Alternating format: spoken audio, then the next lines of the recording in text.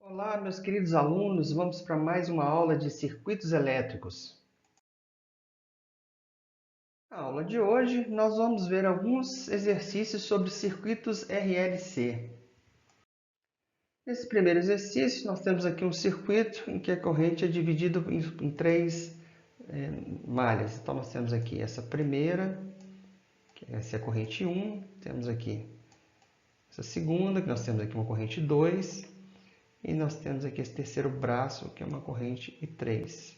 E o que se deseja, então, é a corrente total do circuito, que nada mais é do que a soma dessas três correntes. Então, nós vamos ter que calculá-las individualmente para poder somarmos. Se nós começarmos aí pelo esse ramo 3, nós vamos ter que essa corrente ela vai ser dada pela tensão que está sendo aplicada aqui nos terminais, que essa tensão é exatamente a tensão da bateria, né, perdão, a tensão da rede, dividido pela impedância que nós precisamos calcular. Essa impedância, nós temos aqui a impedância capacitiva e a impedância indutiva.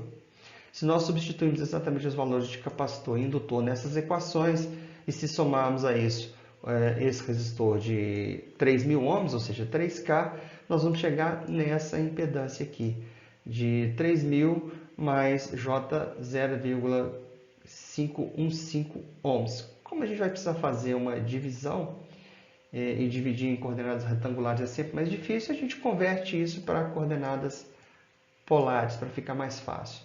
E aí nós vamos ter então a tensão, que é 220 com um ângulo de 30, dividido por essa impedância aqui, que é 3.000 com um ângulo de 0,10. Divisão dessa natureza, a gente divide então os números, que é 220 dividido por 3.000, que vai dar esse valor aqui. E subtrai esses ângulos, que vai ser 30 menos esse ângulo de 0,1, que vai dar 29,99. Como nós vamos precisar somar essa corrente com as demais, para a gente ter a corrente total, a gente aproveita e já converte isso aqui em coordenadas retangulares. Feito isso, o próximo passo é calcular essa corrente aqui, ó, a corrente no braço 2. E nós vamos pelo mesmo caminho, né, que é a tensão da fonte dividido pela segunda impedância. E aqui nós temos um indutor e um resistor. A reatância indutiva é calculada dessa forma. Se nós substituirmos esses valores, nós vamos chegar nessa impedância aqui. Como nós vamos precisar fazer essa divisão, a gente já converte isso em coordenadas polares. Efetuando a divisão da mesma forma que anteriormente, a gente chega nesse valor de corrente em coordenadas polares. E aí, como vamos precisar somar, a gente converte, então, por fim, para coordenadas retangulares. Agora, encontrar essa corrente I1, que é desse ramo aqui.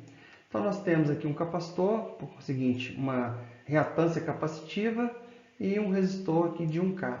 Se nós substituirmos o valor do capacitor nessa equação, se somarmos ao valor do resistor, nós vamos chegar nessa impedância. Convertendo-a para coordenadas retangulares, nós vamos ter esse valor aqui.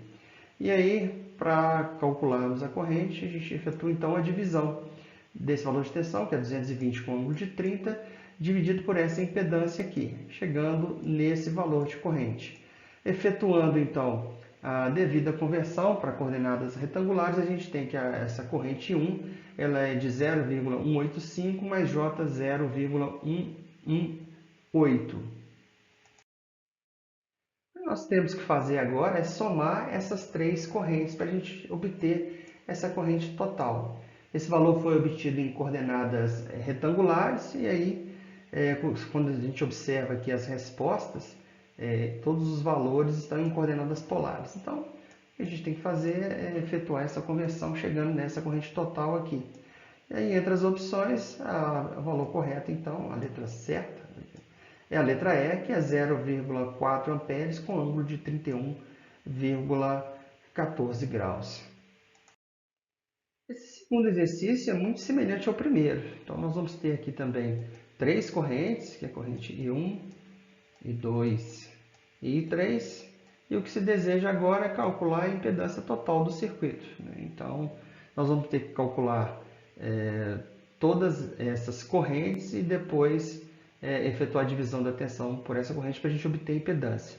Como o exercício é muito parecido, eu vou adiantar os passos aqui e já apresentar essas correntes já calculadas, assim como essa corrente total. E aí, a impedância equivalente, então, conforme eu disse, é o cálculo dessa tensão, que é 220 com ângulo de 15, dividido por essa corrente aqui em coordenadas polares. E aí a gente chega numa impedância polar equivalente igual a 276,11 com ângulo de menos 5,43. Agora, se a gente olhar aqui as opções, todas elas estão em coordenadas retangulares. Aí basta então que a gente efetue a conversão para chegar nesse mesmo valor, só que agora em coordenadas retangulares. E aí o que a gente tem mais próximo disso é a letra C como resposta, que é 275 menos J 26 ohms. Bem, meus caros alunos, chegamos ao final de mais uma aula. Espero que vocês tenham gostado. Caso isso tenha acontecido, não deixe de registrar isso aqui embaixo por meio do seu like. Eu vejo vocês no próximo encontro então. Um grande abraço a todos e tchau, tchau.